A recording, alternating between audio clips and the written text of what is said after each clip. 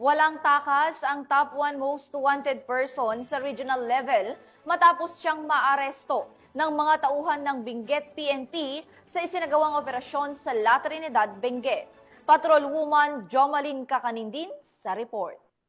Sa patuloy na pagpapaigting ng kapulisan ng Cordillera sa kanilang kampanya kontra kriminalidad, arestado ng Benguet PNP ang number 1 top most wanted person regional level sa kasong statutory rape sa La Trinidad, Benguet kamakailan lamang. Matagumpay ang operasyon dahil sa pagtutulungan ng mga operatiba sa pangunguna ng La Trinidad Municipal Police Station, katuwang ang Criminal Investigation and Detection Group, Benguet Provincial Field Unit, Benguet PPO at ang RIU-14. Arestado ang akusado sa bisa ng warrant of arrest na inihain laban sa kanya noong Agosto 2025 sa La Trinidad, Benguet na walang inirekomendang piyansa. Matapos basahan ng kanyang mga karapatan sa salitang kanyang naiintindihan, dinala ang akusado sa tanggapan ng pulisya para sa tamang dokumentasyon at wastong disposisyon bago i-turn over sa kinauukulang hukuman. Ang matagumpay na operasyon ay patunay lamang na ang pambansang pulisya ay patuloy sa pagpapatupad ng kanilang sinumpaang tungkulin kontra kriminalidad na naaayon sa programa ng kasalukuyang administrasyon tungo sa isang bagong Pilipinas.